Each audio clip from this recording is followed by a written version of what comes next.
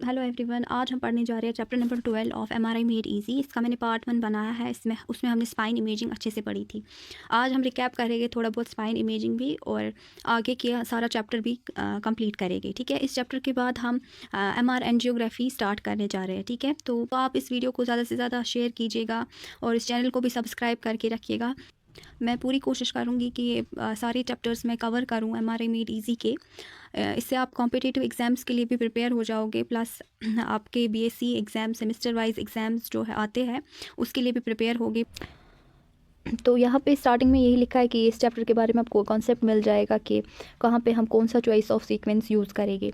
तो एक तो हम T1 and T2 weighted images लेते ही है, और जो इसके बगैर हम कॉमनली यूज़ करते हैं वो है स्टायर। ठीक है, स्टायर सीक्वेंस हम यूज़ करते हैं for body and musculoskeletal imaging. ठीक है, तो यहाँ पे क्या होता है, यहाँ पे फैट्स इस सीक्वेंस की वजह से फैट्स सप्रेस हो जाते हैं, और हमारे वाटर के जो हमारे फ्लूइड की पैथोलॉजी होती है, मोस्टली फ्लूइड पैथोलॉजीज होते हैं, तो वो हमें अच्छे से स्टायर से दिखता है। ठीक है, sequences like first spin echo और बैलेंस्ड SSFP ये भी ग्रेट रोल प्ले करते हैं। हम ये सीक्वेंसेस भी यूज़ करते हैं कहाँ पे, जब हमें चेस्ट की, एब्डोमेन की, फीटस की या कार्डियक इमेजिंग करनी हो, वहाँ पे ये भी रोल करते हैं प्ले, क्योंकि वहाँ पे हमें मोशंस देखने को मिलता है। ठीक है, ये कंपनसेट करते हैं, फैट को सप्रेस करना पड़ता है एब्डोमेन में या चेस्ट में। ठीक है, तो इसलिए, और कार्डियक पल्सेशन होती है वहाँ पे, पेट में मूवमेंट होते हैं, तो उनके लिए हम ये फास्ट सीक्वेंसेस यूज़ करते हैं। फिर हम थे स्पाइन इमेजिंग की ओर। ये मोस्टली परफॉर्म्ड एमआरआई एग्जामिनेशन था।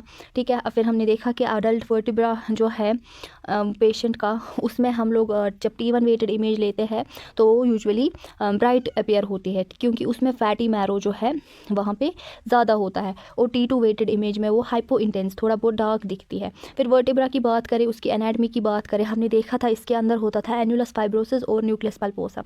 एनुलस फाइब्रोसिस जो है वो डार्क ही दिखता है हर सीक्वेंस में, क्योंकि वहाँ मोबाइल प्रोटॉन डेंसिटी जो है वो कम है। मोबाइल हमारा न्यूक्लियस पल्पोसिस में हमारा वाटरी कंटेंट जो है वो ज़्यादा होता है। ठीक है, ये हमें लो सिग्नल देता है T1 वेटेड इमेजेस पे, लेकिन ब्राइट दिखता है T2 वेटेड इमेजेस में। ठीक है, आगे चलते हैं। हमने देखा कि क्यों ये न्यूक्लियस पल्पोसिस ब्राइट दिखता है, क्योंकि इसमें हाई वाटर कंटेंट होता है, और हमें एक क्लेफ्ट भी दिखती है, इंटरन्यूक्लियर क्लेफ्ट भी दिखती है न्यूक्लियस पल्पोसिस में।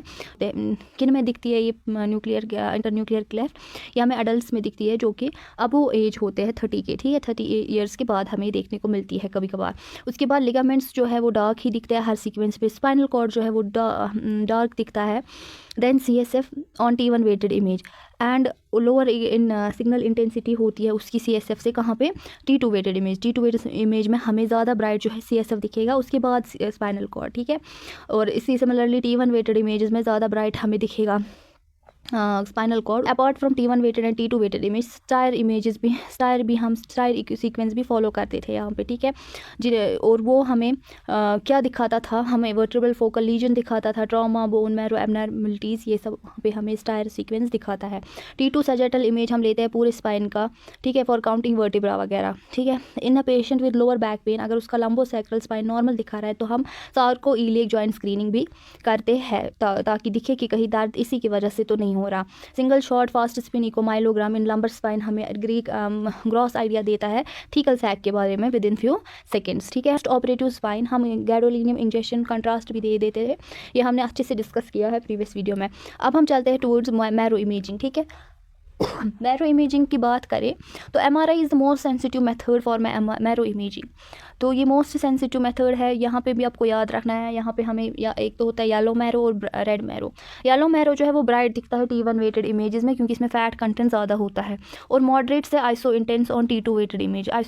तो ये हमें रेड मैरो हमें आइसो इंटेंस दिखता है T1 वेटेड इमेज पे, और T2 वेटेड इमेज पे ये ब्राइट दिखता है। ठीक है, T1 वेटेड इमेज पे ये रेड मैरो हमें थोड़ा सा क्या लेस ब्राइट, ब्लैक डार्क दिखता है। ठीक है, इसके बाद जब ये बच्चा बड़ा होता है, इसमें ये कन्वर्जन हो रहा होता है रेड मैरो से। रेड मैरो ग्रेजुअली जो है वो येलो मैरो में कन्वर्ट हो रही होती है from appendicular to axial skeleton. तो सिर्फ जो है अब एक अडल्ट में रेड मैरो कहाँ प्रेजेंट होगी, खाली rib cage, sternum, skull, pelvic bone, ठीक है, and proximal metaphysis of femurs and humerus. तो वहाँ पे आपको ये रेड मैरो देखने को मिलेगी। Epiphysis and apophysis almost never had red marrow and are lost to convert into red marrow in haematopoietic crisis. तो इनमें आपको रेड मैरो कभी भी देखने को नहीं मिलेगी, और ये लास्ट में ही, मतलब जब किसी को हेमेटोपोइटिक कोई डिजीज हो गई तो एट द एंड ये भी कन्वर्ट हो जाते हैं फिर रेड मैरो में, ठीक है, जब कुछ ज़्यादा ही क्राइसिस, ज़्यादा ही पैथोलॉजी हुई होगी, हेमेटोपोइटिक डिजीज़ होगी कोई। देयरफॉर अगर आपको डार्क एपिफाइसिस या एपोफाइसिस दिख रहे हैं T1 वेटेड इमेजेस पे, तो आप ये सजेस्ट कर सकते हैं कि इसको हेमेटोपोइटिक डिजीज है, सीवियर हेमेटोपोइटिक डिजीज है। T1 वेटेड इमेज जो है वो वेरी यूजफुल है for marrow evaluation. The red marrow has low signal intensity than fat but higher signal intensity than muscle. जो रेड मैरो है वो आपको फैट से तो कम ही ब्राइट दिखेगी, लेकिन आपको मसल से वो ज़्यादा जो है उसकी ज़्यादा इंटेंसिटी होगी than muscles on T1 weighted image, ठीक है।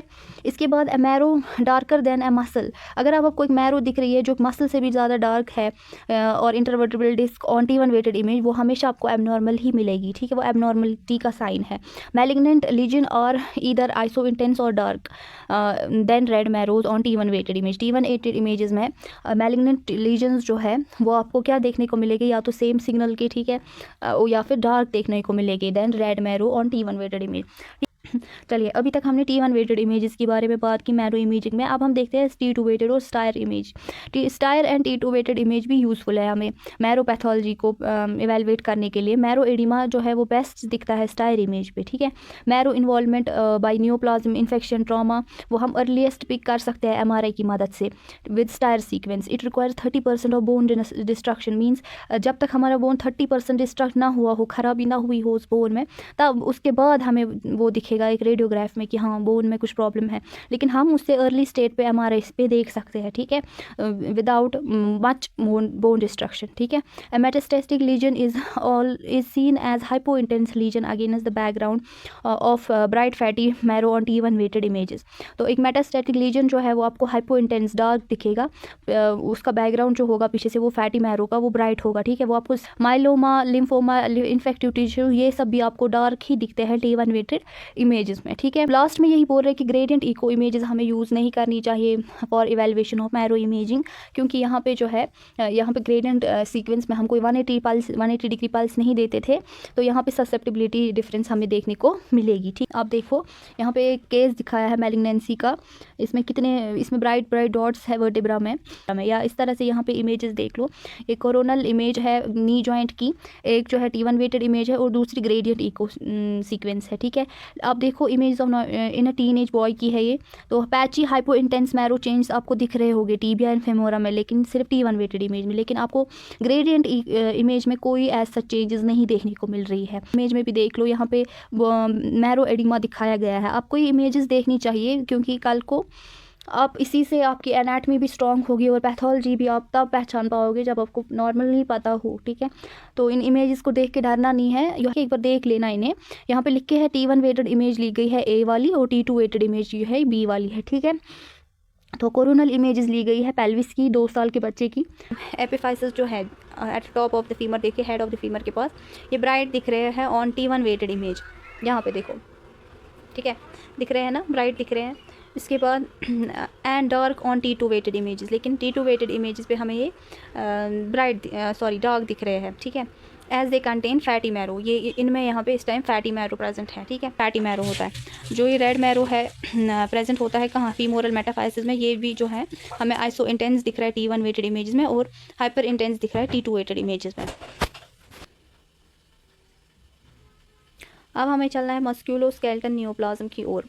MRI जो है वो प्ले करता है इंपॉर्टेंट रोल इन एवेलुएटिंग कौन सा स्टेज है और कौन सी हमें कितना एक्सटेंट है और क्या हमें प्लान करना है इस मस्क्यूलोस्केलेटल ट्यूमर के लिए, ठीक है। ये हमें अच्छे से दिखाता है प्रोटॉन्स। तो जो एक कॉर्टिकल बोन है जहाँ पे प्रोटॉन डेंसिटी जो है वो बहुत पैक्ड होती है, ठीक है, जो प्रोटॉन्स है वो बिल्कुल भी मोबाइल नहीं है, वो कहाँ होते हैं, कॉर्टिकल बोन में, या लिगामेंट्स हो या टेंडन हो, वहाँ पे सिग्नल इंटेंसिटी कम होती है, ठीक है। चाहे हम कोई भी सीक्वेंस यूज़ करें, क्योंकि वहाँ जब प्रोटॉन्स मोबाइल ही नहीं है, ठीक है। मैट्रिक्स मसल्स है मॉडरेट, उन मसल्स में थोड़ी बहुत मॉडरेट इंटेंसिटी होती है on T1 weighted image and low intensity. तो मसल्स जो है वो हमें मॉडरेट इंटेंसिटी दिखाते हैं T1 वेटेड इमेज में, और T2 वेटेड लो सिग्नल इंटेंसिटी दिखाते हैं T2 वेटेड इमेजेस में। फैट्स जो है वो ब्राइट अपेयर करते हैं T1 वेटेड इमेजेस में, और मॉडरेट इंटेंसिटी देते हैं हमें T2 वेटेड इमेजेस में, ठीक है। फैट्स हमें ब्राइट अपेयर करते थे ना T1 में, और वाटर हमें डार्क अपेयर करता था T1 में। सिमिलरली वाटर हमें ब्राइट अपेयर करता था T2 वेटेड इमेज में, और फैट्स उतने लेस ब्राइट मॉडरेट इंटेंसिटी देते थे। इसी तरह यहाँ लिखे osteoid matrix is dark on all sequence. Osteoid matrix जो है वो डार्क ही होता है हर एक सीक्वेंस पे, लेकिन जो कॉन्ड्रॉइड मैट्रिक्स है वो मॉडरेट इंटेंसिटी देता है T1 वेटेड इमेजेस में, और हाई इंटेंसिटी देता है T2 वेटेड इमेजेस में। नॉन ओस अब जो ये ट्यूमर्स है, जो ये नॉन ओसियस ट्यूमर्स है, ठीक है, वो हमें लो सिग्नल इंटेंसिटी देते हैं T1 वेटेड इमेजेस में, एंड हाई सिग्नल मतलब ब्राइट दिखते हैं T2 वेटेड इमेजेस में। दिस सिग्नल इंटेंसिटी और यूज टू डिफरेंशिएट ट्यूमर्स। तो इन्हीं सिग्नल इंटेंसिटी डिफरेंस से हम ट्यूमर्स को इवेलुएट करते हैं कि उनका एक्सटेंट हमें पता चलता है, उनकी कौन सी स्टेज चल रही है वो हमें पता चलता है। Marrow involvement is better appreciated on, हमने देखा था मैरो की जो है मैरो के लिए बेस्ट रहता था T1 weighted image and STIR images. बस इतना शॉर्ट में याद रखना। मैरो इमेजिंग हमने इतनी पढ़ी अभी तक, अगर उसके रिलेटेड कोई क्वेश्चन आया तो उसमें best suitable sequence T1 weighted image and STIR images है। The bone affected by tumours should be imaged in its entire extent. अब जो ये बोन जो इफ़ेक्ट हुई है ट्यूमर से, ये इमेज होनी चाहिए पूरी, इसके एसोसिएटेड जॉइंट्स वगैरह वो सभी एवेलुएट होने चाहिए, ठीक है, बोथ एंड से, ठीक है, दोनों साइड से, दोनों साइड के बोन के दोनों वाले साइड से हमें इसे एवेलुएट करना है, ठीक है। This is important to rule out skip lesions as well as surgical plan. ये क्यों ज़रूरी है? ताकि हम देखें कि कोई लीजन रह तो नहीं गया और प्लान कर सके सर्जरी वगैरह को, ठीक है। इसके बाद इंट्रावेनस कंट्रास्ट, गैडोलिनियम कंट्रास्ट भी हम देते हैं। जैसे हम यहाँ पे कंट्रास्ट का यूज़ भी करते हैं मस्क्यूलोस्केलेटल ट्यूमर्स के लिए, ताकि हमें अच्छे से लीजन मार्जिन कहाँ से कहाँ तक है लीजन वगैरह दिख जाए, ठीक है। Presence of necrosis, cyst formation तो नहीं है, ट्यूमर वेस्कुलर असेसमेंट हमें पता चले, इसलिए हम यहाँ पे कंट्रास्ट इंजेक्शन भी यूज़ करते हैं, ठीक है। इसके बाद हम चलते हैं toward joint imaging.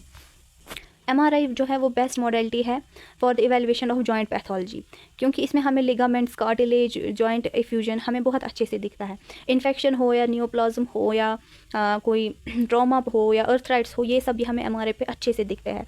Apart from T1 and T2 weighted images in orthogonal plane, हम proton density, STIR images and cartilage sensitive gradient sequences भी यूज़ करते हैं जॉइंट इमेजिंग के लिए। चाहे मैरो एडिमा हो, फ्लूइड कलेक्शन हो या इन्फ्लेमेशन हो, ये सब हमें बेस्ट दिखते हैं स्टायर इमेजेस में या T2 weighted fat suppressed images में, ठीक है। Okay, ligaments are best seen on proton density images. Cartilage sensitive gradient echo sequence show cartilage as moderate and intensity structure. जो cartilage sensitive gradient echo sequence हम use करते हैं वो हमें उसमें कार्टिलेज से मॉडरेट सिग्नल इंटेंसिटी स्ट्रक्चर देखिए diagram में, देखिए यहाँ बीच में कार्टिलेज। हम और प्रोग्राम हम किसके लिए परफॉर्म करते हैं? डिसलोकेशन ऑफ शोल्डर्स या बाकी हमें एवेलुएट करना हो, लैब्रम लिगामेंट्स एवेलुएट करने हो, जॉइंट कैप्सूल एवेलुएट करने हो, उसके लिए।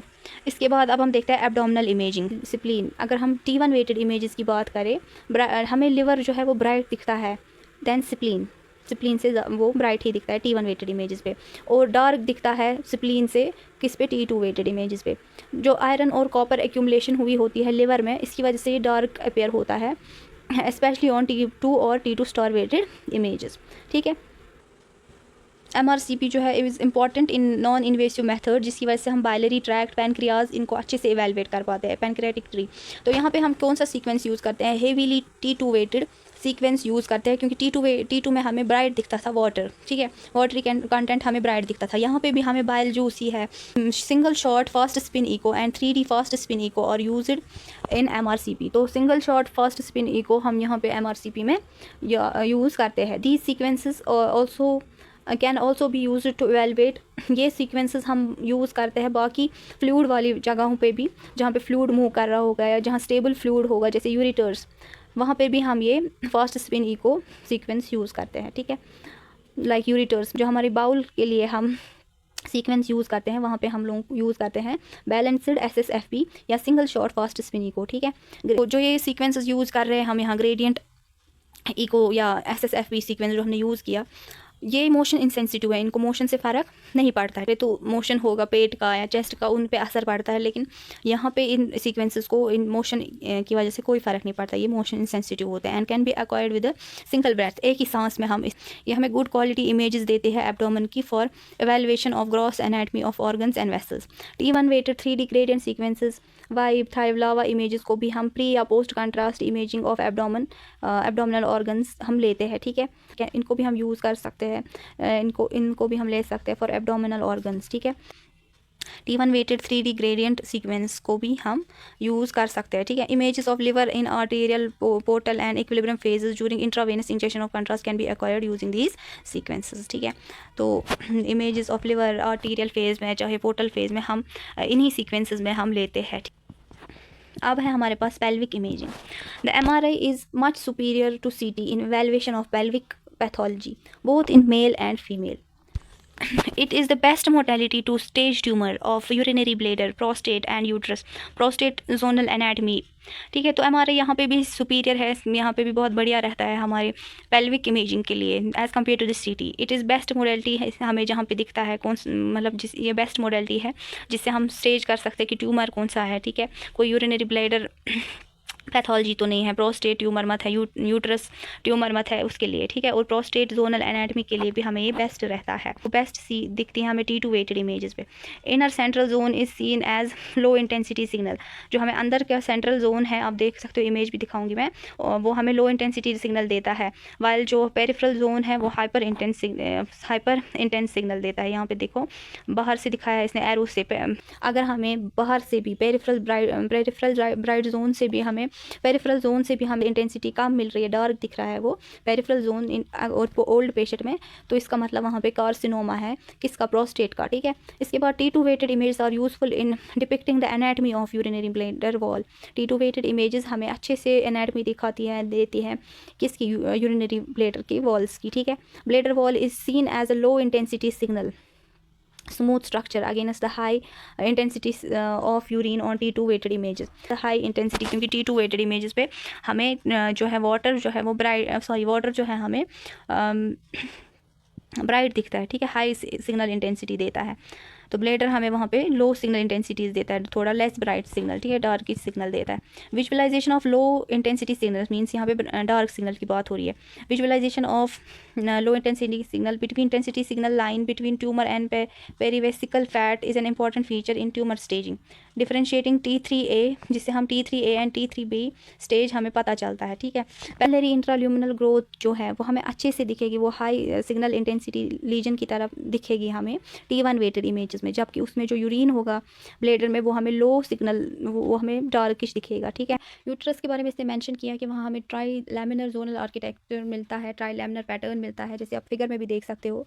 यहाँ फर्स्ट वन जो है वो एंडोमेट्रियम है, इसके बाद हमें जंक्शनल रीजन मिलता है। जंक्शनल रीजन में फर्दर जंक्शनल रीजन कौन कौन बनाता है, inner myometrium and outer myometrium, ठीक है। जंक्शनल रीजन के junctional region is a region between inner and outer myometrium, ठीक है। तो ये आपको पहले थोड़ी बहुत पता होनी चाहिए। इसके बाद जो लिखे हैं, इसके बाद लिखे कि एंडोमेट्रियम जो है वो हमें ब्राइट सिग्नल देता है, जैसे आप इमेज पे देखो, first one endometrium bright signal दे रहा है हमें T2 वेटेड इमेजेस पे, ठीक है, ब्राइट नज़र आ रहा है, हाई सिग्नल इंटेंसिटी दिख रही है हमें यहाँ पे। उसके बाद सेकेंड वाला देखो, ये थोड़ा ज़्यादा डार्क दिख रहा है, जंक्शनल रीजन हमें लो इंटेंसिटी सिग्नल देता है, ठीक है, जो रिप्रेजेंट करता है इनर लेयर ऑफ मायोमेट्रियम का। क्यों ये डार्क देता है, क्यों डार्क सिग्नल देता है, क्योंकि इसमें increase number of myometrial cells होती है, ठीक है, और इसकी डेंसिटी जो है वो कम्पैक्ट होती है, वहाँ पे मोबाइल प्रोटॉन्स हमें देखने। जंक्शनल जोन के बाद आउटर मायोमेट्रियम देखने को मिलेगा हमें, इसका सिग्नल जो है वो इंटरमीडिएट सिग्नल इंटेंसिटी होती है इसकी, और यही पैटर्न आपको सर्विक्स तक में देखने को मिलेगा, ठीक है। वहाँ पे भी एंडोमेट्रियम ये एकदम से स्टॉप नहीं हो जाता, ये लेयर्स जो है ये सर्विक्स तक भी होती है, ठीक है। हाँ, तो जो अब ज़्यादा ही हाई रेजोल्यूशन इमेजेस होगी वहाँ पे आपको एक और लेयर भी देखने को मिलेगी, वो लेयर भी जो है उसकी सिग्नल इंटेंसिटी भी लो होगी, ठीक है। यहाँ यही लिख के however an extra layer of low signal intensity में भी देखिए सिग्नल डिफरेंस, देखिए वन वाला पूरा ब्राइट, ठीक है, ये हाई सिग्नल इंटेंसिटी दे रहा है। इसके बाद अगर हम देखेंगे, इसके बाद जो ये सेकेंड वाला है ये ब्लैकिश है, ठीक है, ये लो सिग्नल इंटेंसिटी है, ठीक है, ये कॉम्पैक्ट मसल्स थी वहाँ पे। इसके बाद है हमारे पास थर्ड रीजन, इसके बाहर थर्ड वाला आउटर मायोमेट्रियम, ठीक है, ये इंटरमीडिएट सिग्नल इंटेंसिटी दे रहा है, ठीक है। इसी के साथ ये खत्म